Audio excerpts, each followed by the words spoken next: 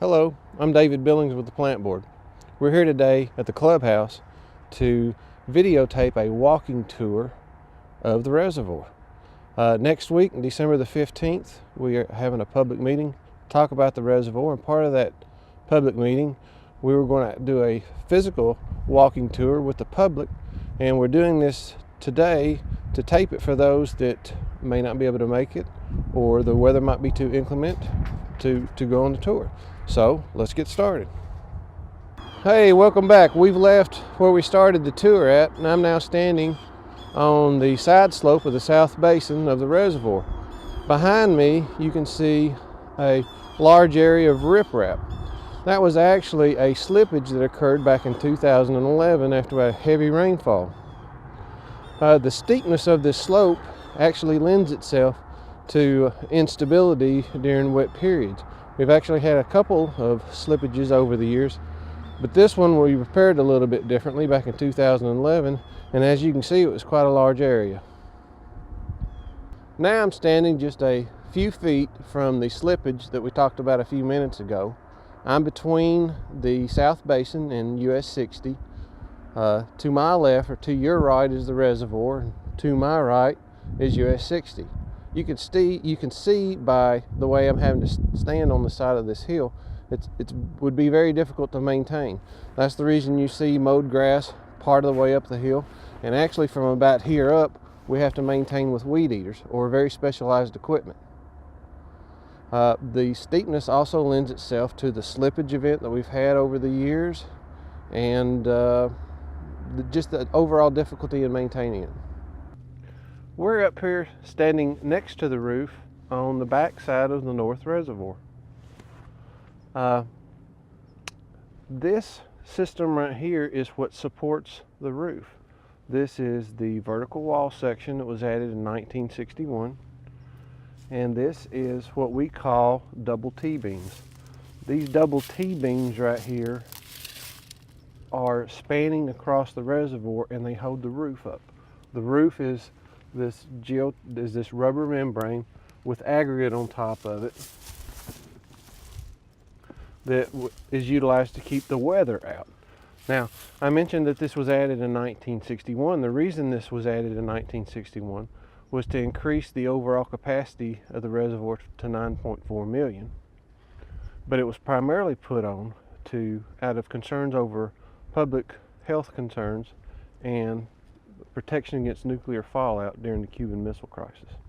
Now, we're not storing water in this area, so this deteriorated end section of the T-beam, I didn't want that to alarm the public.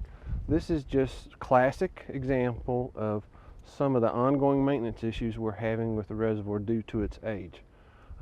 This exposed end of the T-beam right here is what one would normally look like, and even it has a little bit of deterioration going on. But this one right here, you can see, has really had some exposure going on.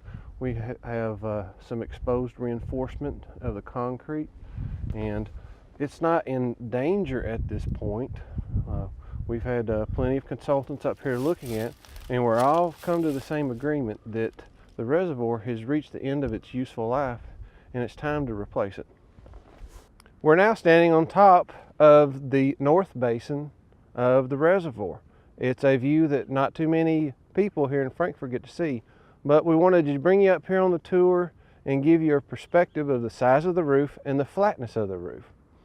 Now, as I mentioned earlier about the T-beams, because this is a flat roof, it requires a whole series of support structure to hold it up. It is not self-supporting. There are columns, and there are beams, and there is a rubber membrane underneath my feet, and this aggregate on top. All of that together is the roof system, and this roof system has been what's been causing us the majority of maintenance issues in the last 5 to 10 years. It's not the only thing, but it's been the majority of the issues that we've seen over the last 5 to 10 years. We're standing now between the two basins. To your right is the north basin, and to your left is the south basin. We took the stop here on the tour to explain to the public that it's not one large tank up here, it's actually two. And that is actually lends itself to our plan of relying on the north basin while we're constructing the south basin. There is a earthen divider between these two basins with sloped walls, and we routinely have one of these basins out of service at any given time throughout normal operations. The next stop on our tour is again on the south basin. Behind me is a seepage mat. Back in 2015, we developed a leak on the inside of the reservoir, south basin of the reservoir. We were able to go in and stop the leak, but out of an abundance of caution, had we have not been successful in our efforts in stopping the leak on the inside of it, we installed this seepage mat. Now, seepage through a earthen embankment is a very common occurrence, and it's not really dangerous unless piping occurs. Now, what piping is when water finds its way through, and as it gains velocity, it starts taking the particles of earth along with it. And when that starts to occur, then the path that the water found its way through can start eroding out, and over time, if it's not dealt with, that can become a particular issue. Now, we were able to mitigate this problem by going inside the reservoir and effecting repairs to stop the leakage. But had that not have been successful, the seepage mat was installed to control what pipage might occur had we not been able to stop the leak. Now, what this seepage mat is actually no more than removing some of the ground, some of the dirt. We put a geotextile fabric in, and we put this aggregate on top of it. Now, the geotextile fabric lets the water come through at a controlled rate, but it keeps it slowed down enough that it doesn't reach velocity to start taking the soil particles along with it. That in itself is how you would control piping or seepage that was uncontrollable from the inside. But again, we were able to mitigate the leaks on the inside with our own forces. The next thing I wanted to show you, or I guess the next to the last thing on the tour, is this is actually the drain for the seepage mat that we talked about a few minutes ago. Now, because of the fact that we were able to stop the leaks from the interior of the reservoir, we have not had any water from inside the reservoir come through this seepage area and out of this seepage drain. So our guys were really good at getting in there and taking care of the issue when we had to. This is our next to the last stop for the reservoir tour. Beside me right here is one of the drain structures for the existing reservoir. As it stands today, when we have to take the reservoir out of service for maintenance or other issues, the water that comes out of the reservoir actually goes down through the surrounding neighborhood. Now, one of the things that we're wanting to do with the new design of the reservoir is actually take this out front toward Tanglewood Drive, out toward the clubhouse.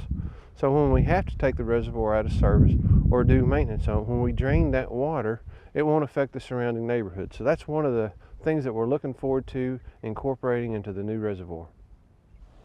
So this is the last stop of the reservoir tour. I hope you've enjoyed it. Here's what staff at the plant board wants you to realize when we're talking about this project. The reservoir represents almost 9.5 million gallons of storage in our distribution system. It is the key to our distribution system. It's the central focus of our distribution system. Our water treatment plant pumps to this reservoir, and our pump stations that pump to the east and to the west pump out of this reservoir, going to the tanks to the east and the west. So it's the central focus of our distribution system. It's important to us, it's important for our community, and we're lucky to have gotten a 130-year lifespan out of it. But you know, due to its age, it's past its service life, and we're gearing up to replace it, and we look forward to working with the community on this project.